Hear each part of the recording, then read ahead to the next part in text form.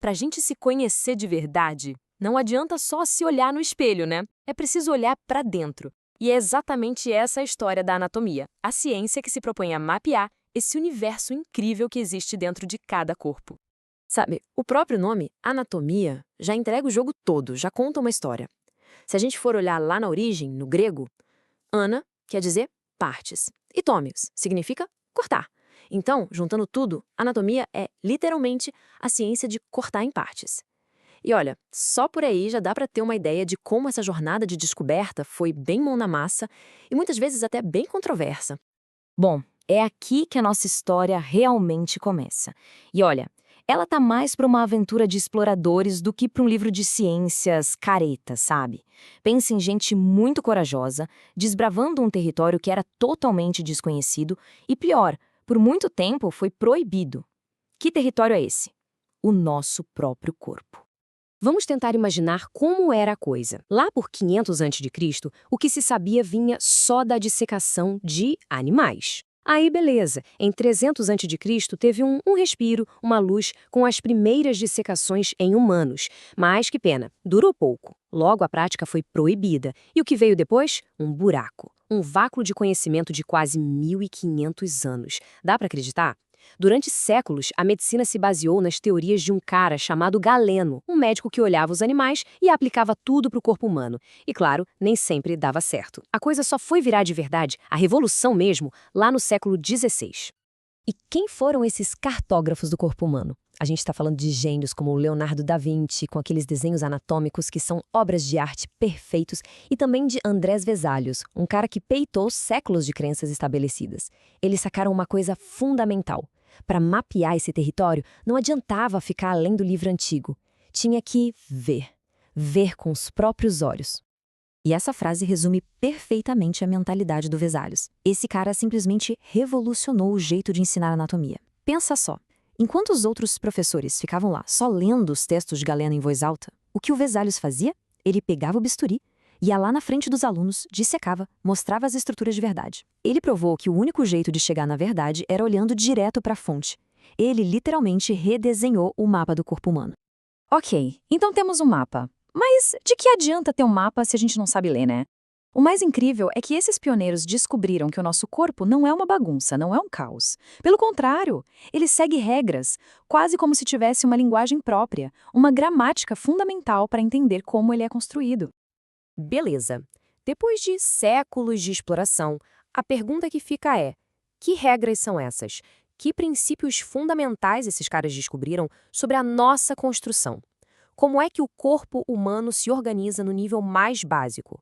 A resposta é que ele segue uns princípios de design que são, olha, surpreendentemente consistentes. Basicamente, a gente pode pensar em 4 princípios gerais de construção. Vamos lá.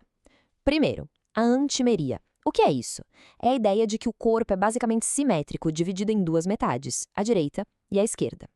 Segundo princípio, estratificação. Pense em camadas, como uma cebola. O corpo é construído assim, da pele, que é mais superficial, até os órgãos, lá no fundo. Terceiro, metameria. É a ideia de sobreposição de segmentos parecidos, sabe? O melhor exemplo são as vértebras da coluna. E por último, a paquimeria. Aqui a gente imagina que o corpo tem 2 tubos principais. Um atrás, o dorsal, onde fica o sistema nervoso, e um na frente, o ventral, que guarda as vísceras.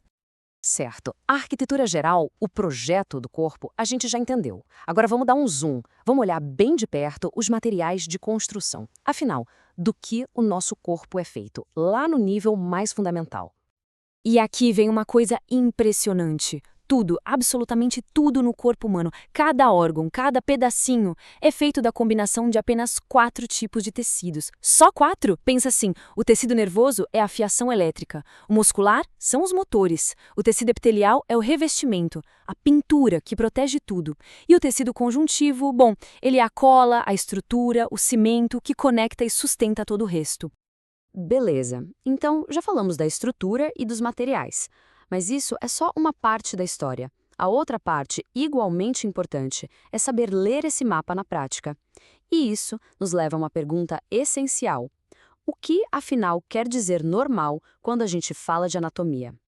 A grande verdade é a seguinte: não existem 2 mapas idênticos. Ponto. Entender de anatomia é, acima de tudo, entender que existe um espectro gigantesco da forma humana. A normalidade não é um ponto cravado na pedra, sabe? É uma faixa, uma gama de possibilidades. Cada corpo é uma variação única de um mesmo tema. E aqui tem um ponto que é crucial. Uma coisa é uma variação anatômica. O que é isso? São as diferenças comuns entre as pessoas, que podem ser por causa da idade, do sexo, do biotipo, mas que não atrapalham em nada o funcionamento do corpo. É a diversidade que a gente espera encontrar. Outra coisa bem diferente é uma anomalia. Aí sim, a gente está falando de uma alteração na estrutura que é tão grande que acaba comprometendo o funcionamento do corpo. Saber diferenciar uma coisa da outra é fundamental. E olha, tudo isso que a gente conversou até agora é só a pontinha do iceberg. É só a introdução. Pega o sistema esquelético, por exemplo. Só ele, sozinho, já é um universo inteiro para estudar. Tem suas próprias funções, classificações, variações, e o esqueleto é só um capítulo, um de muitos, nesse atlas gigantesco e incrível que é o corpo humano. Essa jornada para mapear o corpo humano foi, sem dúvida, longa e exigiu muita coragem. Mas a verdade é que a exploração nunca acaba. Se a gente pensar na complexidade do cérebro ou nas interações minúsculas entre as células, a pergunta que fica é outra. Com toda a tecnologia que temos hoje, quais são as próximas fronteiras? Que novos territórios ainda faltam descobrir dentro desse universo que a gente carrega?